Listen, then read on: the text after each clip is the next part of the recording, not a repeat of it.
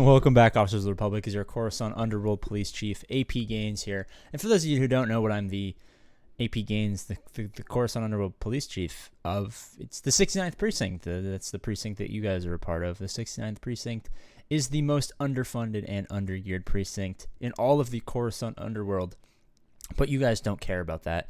You don't care about me. You don't care about anything because you guys are Star Wars Galaxy of Heroes monkeys, and all you want is information on Star Wars Galaxy of Heroes. And I'm right there with you, man. So we're going to talk about the 5 characters that need to be reworked, and I will be up in Sacramento in 1 week. And I actually plan on visiting Capital Games headquarters, and I will be bringing this up with them. So if you guys want me to live stream that event, make sure to drop a like and all of that other stuff that YouTubers tell you to do that will inflate our egos. All right, right off the bat, a little controversial. We can see 2. We're going to start with Beskar, Armor Mandalorian. I call him Bam. Some people call him Bando. People who call him Bando are obviously wrong because anyone who disagrees with me is inherently incorrect because I decide what is objectively true in the universe.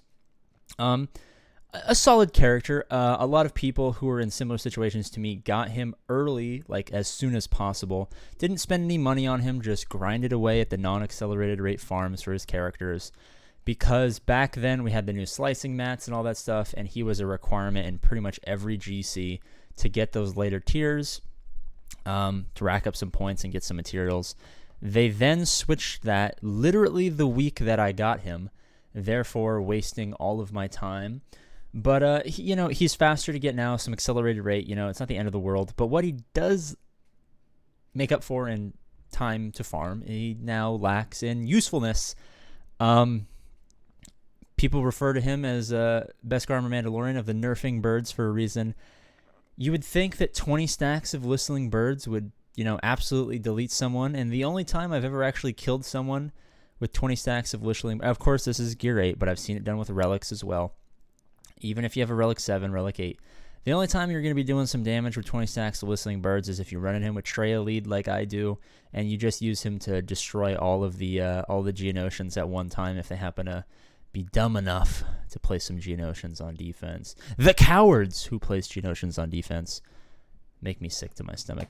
But, it's as simple as bumping up some of the offensive numbers from Swift Takedown.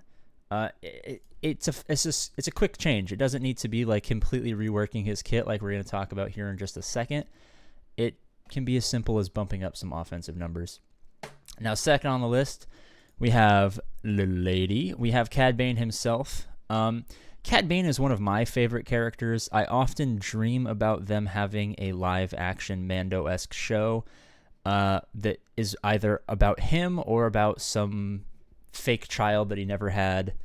But he's a fan favorite. Everyone loves him. And not only that, is he has now a chance to be useful in a respectable bounty hunter team. Lots of people are going to have him at Relic 5 for new Glock, the new Kenobi Galactic Legend that everyone's progressing towards or already has or will eventually have.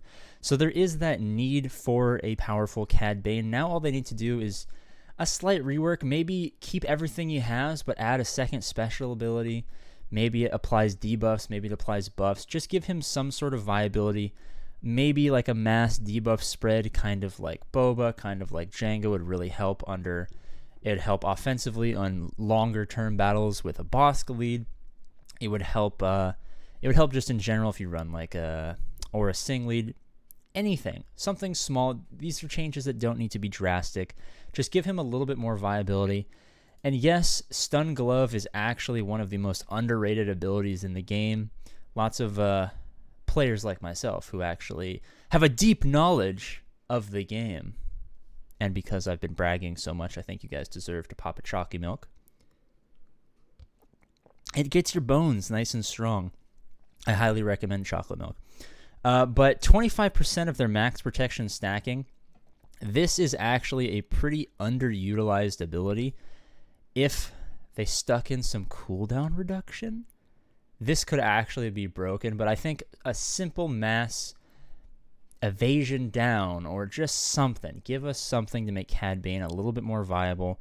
make him a little bit better, increase the chance to attack again, make it 100%, kind of like Django. I know he's kind of in that Boba area where he has a chance to double attack. Give us something, Capital Games. So we've talked about his nerf or nothing. We've talked about Little Lady. Now let's pop down here and talk about good old Qui-Gon Jinn. Yes, 2 of these are Galactic Legend Obi-Wan Kenobi, aka Galak requirements. This just so happened to be a coincidence, but also it plays to our favor because these are characters that are going to be very widely acquired and at high relics. It kind of sucks to have them weaker, and yes, you can abuse some mechanics in territory battles to make these guys a little bit stronger. Long gone are the days of Qui-Gon Jinn, lead Zeta. A pretty fantastic +5C Jedi allies gain offense equal to 3 times their speed and gain foresight for 2 turns. Quite an OG ability. He needs something. I get that his leadership used to be good and is no longer super viable. He needs offensive boost numbers. He needs slight changes, maybe assisting deals 100% more damage. Maybe if we go into Humbling Blow, instead of gaining, offense up, maybe it's offense up and protection. What's the one that goes through protection? The armor, not armor shred, but you guys know what I'm talking about. The one that does increased armor penetration damage. I think it actually might be armor penetration.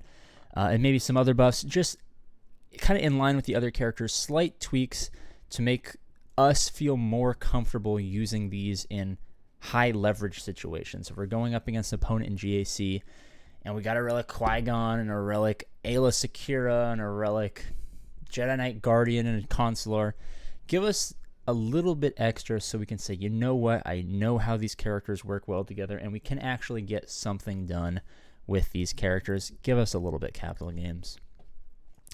Now if we go down here, number 4, another Galactic Legend Obi-Wan Kenobi requirement.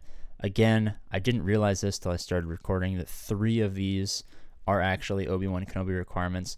We are in the Clone Wars era. We did just get a Clone Wars Galactic Legend. We did just get all of these characters required for that Galactic Legend. We are going to get another Clone Wars Galactic Legend Maul coming here whenever CG wants to get around to it. We're in the era of the prequels. We've been waiting for a Mace rework since he was born. I'm going to go on a limb here. All right, guys. Comment section if you agree with me. This is going to be a really, really hot button, controversial hot take. Okay?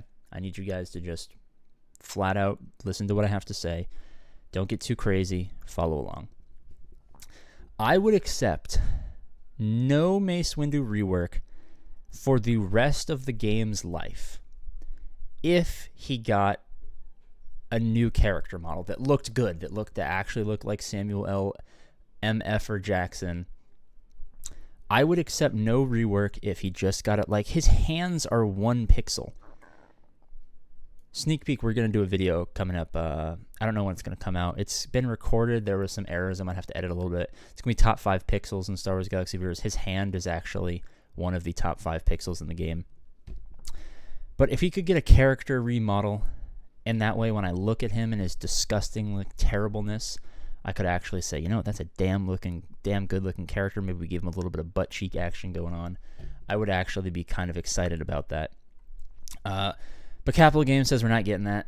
When I go visit them, I will definitely be bringing this up. Number 5. Drum roll, please. The Coruscant on a roll, please, Chief. We're growing.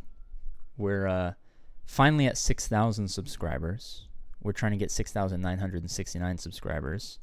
We have a little bit of time left to do it. It's going to be a rough push. I didn't think we were going to be able to do it, and I think we might actually be able to do it. If all of you guys can level 69 your cup, level 6969.